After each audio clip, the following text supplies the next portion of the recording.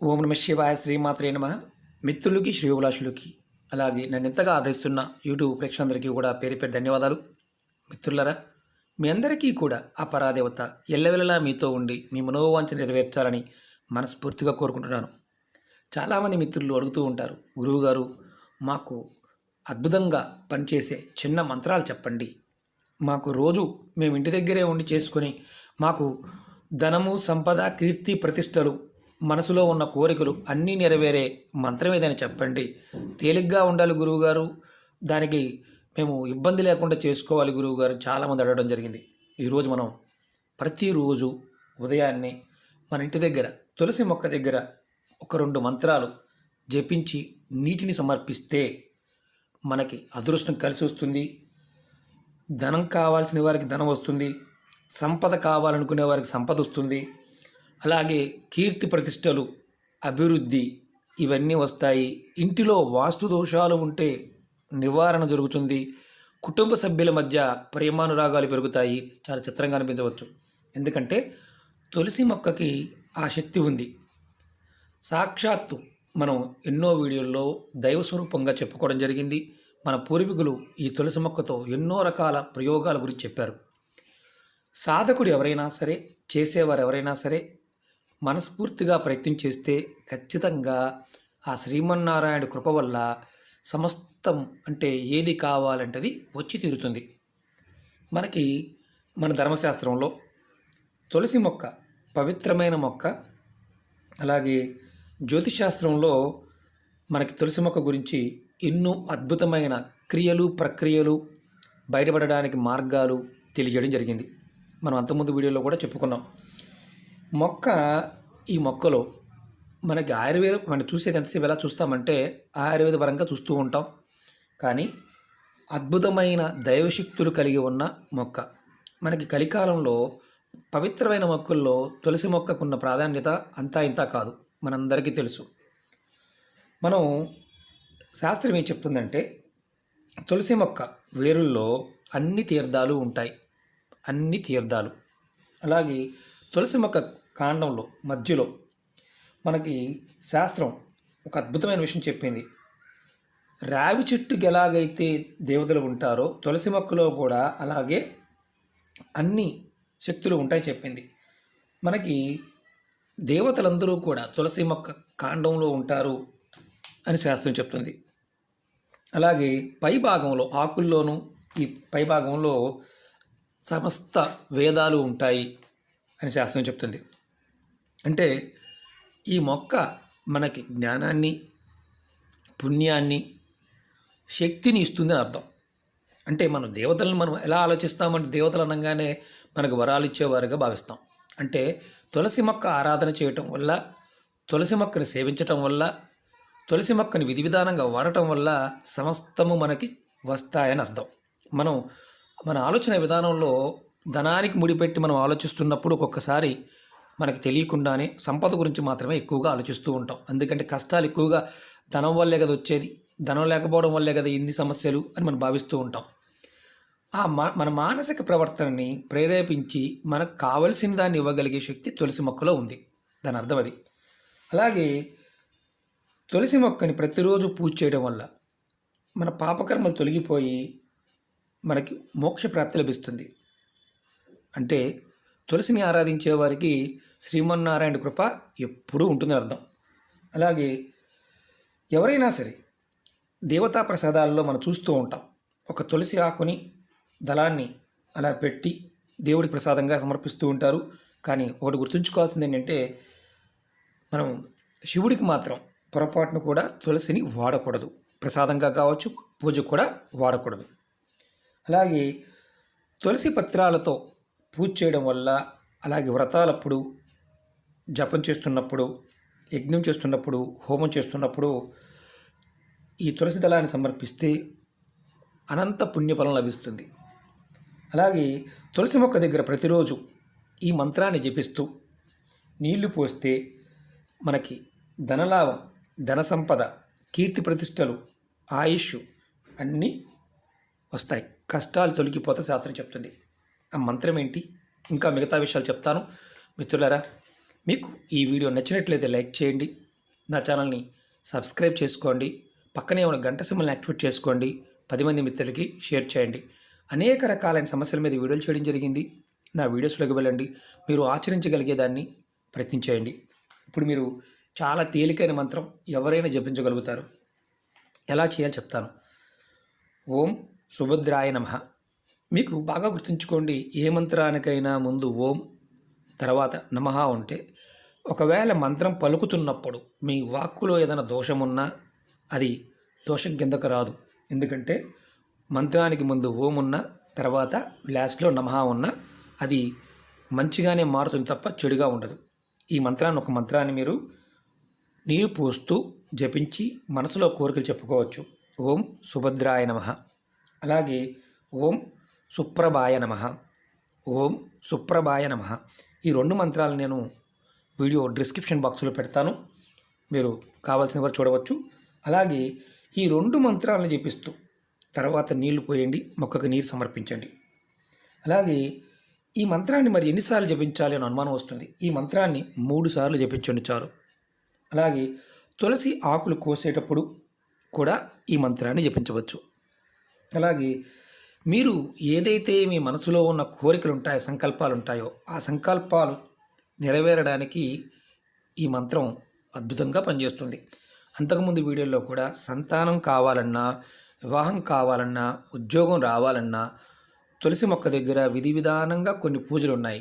ఎన్నో రకాల పూజలు ఉన్నాయి, చాలా చెప్తూ వస్తున్నాను. ఇంకా చాలా ఉన్నాయి, చెప్తూ వస్తాను. మన ధర్మంలో ఉన్న సామాన్యులు చేసుకోవడానికి అనువుగా ఉండేవి, మంత్రాన్ని పలకలేని వారు చేసుకోవడానికి తేలిగ్గా ఉండేవి, ఇలాంటివి కూడా మన పూర్వీకులు మనకి ఇచ్చారు. మన కర్మ కొద్దీ వాటిని వదిలేస్తూ వస్తున్నాం. కారణం ఏంటంటే మనం కొన్ని సందర్భాల్లో అతి ఆశగా ఉండటం వల్ల మనకి ఏది కూడా దక్కదు. ఆశ ఉండవచ్చు, కానీ నిరాశ కంటే ఆశ మేలు. చాలామంది నిరాశతోనే మాట్లాడుతూ ఉంటారు, దానికన్నా అతి ఆశ మేలు. కానీ ఆశ ఉండటానికి అతి ఆశ తేడా ఏంటంటే ఊహాలోకంలో విహరిస్తూ లేనిదాన్ని ఉంది అని భావిస్తూ చేయటం అతి ఆశ. కంటెదురుగా కనిపిస్తుంది, దాన్ని సాధించాలని ప్రయత్నం చేయడం ఆశ. కాబట్టి ఈ 2 విషయాల్లో మనం ఏదైనా సరే పరిపూర్ణమైన నమ్మకంతో, విశ్వాసంతో తులసి మొక్క దగ్గర మనం ఏమీ చేయలేమనుకున్నప్పుడు కొంచెం నీటి సమర్పించి ఈ 2 మంత్రాలను కనుక జపించినట్లయితే ప్రతిరోజు చేస్తూ ఉంటే మీ మనసులో ఉన్న సంకల్పాలన్నీ కూడా నెరవేరుతాయి. ఇది గుర్తుంచుకోవాల్సిన విషయం.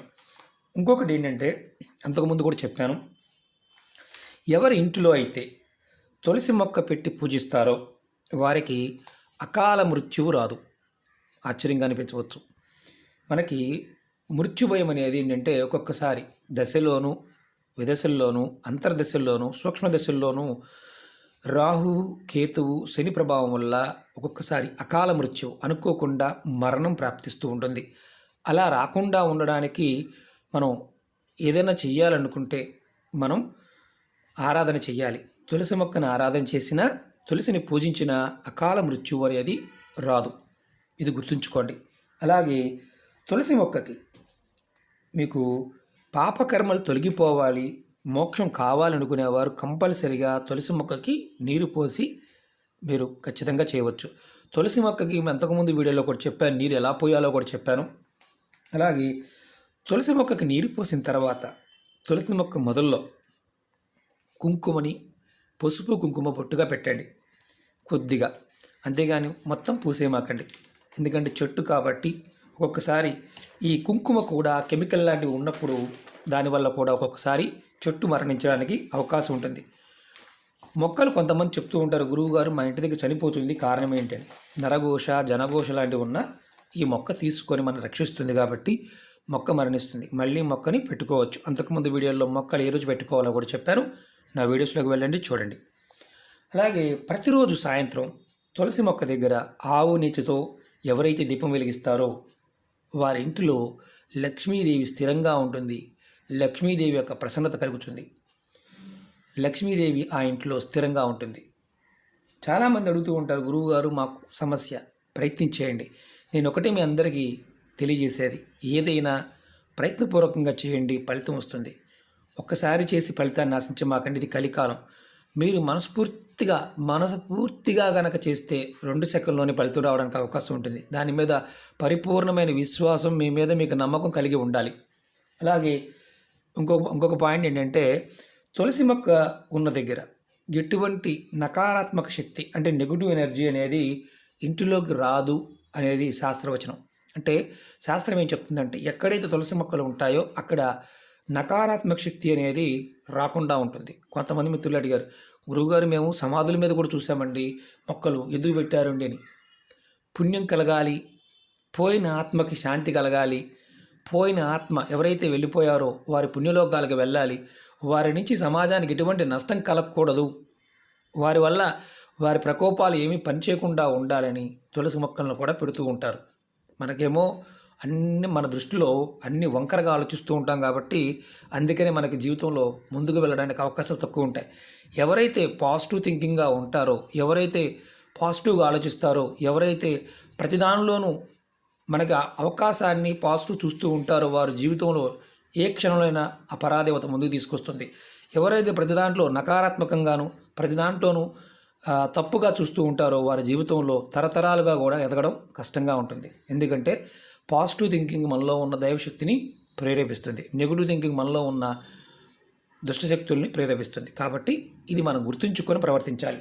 అలాగే మనం అంతకుముందు వీడియోలో కూడా చెప్పుకున్నాం, తులసి ఆకుల్ని ఆదివారం నాడు, ఏకాదశి, సూర్యగ్రహణం, పర్వదినాల్లో కొన్ని సమయాల్లో తిథుల్లో కొయ్యకూడదని చెప్పుకున్నాం. అది కంపల్సరీగా పాటించండి. అలాగే ఎవరి ఇంట్లో అయితే తులసి మొక్క ఉంటుందో వారి ఇంట్లో వాస్తు దోషాలు ఉంటే తగ్గుతాయి, ఆర్థిక సమస్యలు కూడా తగ్గుతాయి, వాటి నుంచి కూడా బయటపడే మార్గాలు తెలుస్తాయి అని మనం అంతకుముందు కూడా చెప్పుకున్నాం, మళ్ళీ చెప్తున్నాను. అలాగే తులసి మొక్క మనం చాలామందికి లేనిపోయిన చాలా అనుమానాలు ఉన్నాయి. వారు చెప్పారు, వీరు చెప్పారు, అలా చెప్పారు, ఇలా చెప్పారు అంటూ ఉంటారు. తేలికగా ఉండే మొక్కలు వాస్తుశాస్త్ర ప్రకారం తూర్పు వైపు, ఉత్తరం వైపు పెట్టుకోవాలంటారు, ఎత్తు పెరగనివి. అలాగే పూల మొక్కలు, ఇలాంటి తులసి మొక్కలు ఇలాంటివన్నీ కూడా మనకి ఉత్తరం వైపు, తూర్పు వైపు పెట్టుకోవచ్చు. మనకు ఒకవేళ అవకాశం లేకపోతే పడమర, దక్షిణం కూడా పెట్టుకోవచ్చు, అలాంటి నష్టమేమీ లేదు. కానీ మనకు లేనిపోని అనుమానాలు, అపోహలు ఇలాంటివి ఉన్నప్పుడు ఏది కూడా పూర్తిగా పాటించలేం. అలాగే చాలామంది వీడియోని పూర్తిగా చూడకుండా కామెంట్ చేస్తూ ఉంటారు. అతి తెలివితేటలు చాలా ఎక్కువ ఉంటాయి. ఇంత పెద్ద వీడియోలు చేస్తూ ఉంటాం, జనాలు చూసినా చూడకపోయినా ఇబ్బంది లేదన్న భావంతో విషయాన్ని పూర్తిగా చెప్పాలని తాపత్రయం చెప్తూ ఉంటాం. కానీ కొంతమందికి ఎలా ఉంటుందంటే దానికి పూర్తిగా చూడకుండా అతి తెలివితేటలు ఉపయోగిస్తూ ఉంటారు. మనం ఏం చేయలేం. కారణం ఏంటంటే లోపల ఉన్న మానసిక స్థితి అలా ప్రేరేపిస్తున్నప్పుడు ఆ శ్రీమన్నారాయణని కాపాడాలి. అలాగే తులసి మొక్క దగ్గర ఉత్తరాన్నే చాలామంది ఏమంటారంటే ఉత్తరం పెట్టకూడదు అంటున్నారు కదా గురువుగారు అని చాలామంది అంటూ ఉంటారు. ఉత్తరాన్ని పెట్టుకోవచ్చు, ఏ దిక్కునైనా పెట్టుకోవచ్చు. కానీ వాస్తురీత్యా పెద్ద పెద్ద మొక్కలు ఏదైతే ఉంటాయో ఎత్తుగా ఉండేవి పడమర దిక్కున, దక్షిణ దిక్కున ఉండాలి. చిన్నగా ఉండే మొక్కలు తూర్పు వైపు, ఉత్తరం వైపు ఉండాలి. ఈశాన్య భాగంలో మొక్కలు తేలికైన మొక్కలు ఉండాలని చెప్తూ ఉంటారు. దాని అర్థం ఏంటంటే ఎక్కడైతే ఇంట్లో బాగా ఖాళీ ప్లేస్ ఉండి తులసి వనం పెంచుకుంటారో వారికి ఎప్పుడూ కూడా ఆ శ్రీమన్నారాయణుడు తోడు ఉంటాడు అని అర్థం. ఇది గుర్తుంచుకోవాలి. మీ ఇంట్లో పాజిటివ్ ఎనర్జీ పెరగాలి, మా మానసిక స్థితి మారాలి అనుకునేవారు తులసి మొక్కని చక్కగా మీ ఈశాన్య భాగంలో పెంచుకోండి. అన్నీ పెంచుతున్నామండి కానీ మా ఇంట్లో మనుషుల మనసులు మారడం లేదని ఎప్పుడు ఏడుస్తూనే ఉన్నారని కొంతమంది అంటూ ఉంటారు. నిజమే, పూర్వకర్మలు. ఏడుపు అనేది మన వెంటాడుతుంది అంటే ఎన్నో జన్మల పుణ్యం చేసుకుంటే వచ్చిన ఈ మానవ జన్మలో కూడా పూర్వజన్మల వాసన వల్ల, అలాగే మనసులో ఉన్న అంటే ఒక రకంగా చెప్పాలంటే నికృష్టమైన మానసిక స్థితి ఏడుపు అనేది. కారణం ఏంటంటే మన మీద మనమే ఏడుస్తూ ఉంటాం, వేరే వాళ్ళ మీద కాదు. విచిత్రం ఏంటంటే మనకి ఏమీ లేదు అని మనం బాధపడుతున్నాము అంటే మన మీద మనమే ఏడుస్తున్నాం అని అర్థం. అసలు పుట్టాము అంటేనే ఎన్నో జన్మల పుణ్యఫలం, అది గుర్తుంచుకోవాలి. మనందరం కూడా దైవ స్వరూపాలు. మనుషులందరూ మానవుడు అనేవాడు దైవ స్వరూపం.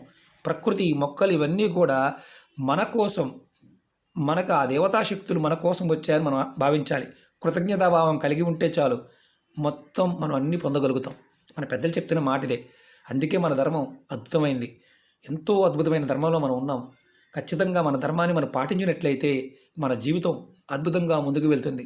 కాబట్టి ప్రయత్నపూర్వకంగా తులసి మొక్క దగ్గర ఈ చిన్న చిన్న పనులు చేసి చూడండి. ఈ 2 మంత్రాలు చదవండి, ఐశ్వర్యవంతులు కండి, మనసులో ఉన్న కోరికలు నెరవేర్చుకోండి. పరిపూర్ణమైన నమ్మకంతో ఉండండి. కాలం చాలా మారుతుంది. రాబోయే రోజుల్లో మనందరం కూడా కాలం మార్పుకి సిద్ధంగా ఉండాలి. ఎన్నో మనం రాబోయే ప్రమాదాలని, చెడుని, మంచిని కూడా చూడడానికి సిద్ధంగా ఉండాలి అనేది మాత్రం గుర్తుంచుకోవాలి. ఎందుకంటే ఈ రాబోయే 20 సంవత్సరాలు మన జీవితాల్లో పెను మార్పులు తీసుకొచ్చే సంవత్సరాలు. కాబట్టి జాగ్రత్తగా ఉండాలి. భగవంతుని కంపల్సరీగా మనం ఆరాధించాలి. భగవత్ నామాన్ని అంటే ఒకటే గుర్తుంచుకోండి, ఇష్టదైవాన్ని నిత్యం మనసులో ఉంచుకోవడం ప్రయత్నం చేయండి. ఖచ్చితంగా మన మీద కాల ప్రభావం అనేది మనతో పాటు అంటే కాలంతో పాటు మనం వెళ్ళడానికి అవకాశాన్ని కల్పిస్తుంది. ఓకే మిత్రులరా, మీకు ఈ వీడియో నచ్చినట్లయితే లైక్ చేయండి, నా ఛానల్ సబ్స్క్రైబ్ చేసుకోండి, పక్కనే ఉన్న గంట సింబల్ని యాక్టివేట్ చేసుకోండి, 10 మంది మిత్రులకు షేర్ చేయండి. ఓం నమః శివాయ, శ్రీమాత్రే నమః.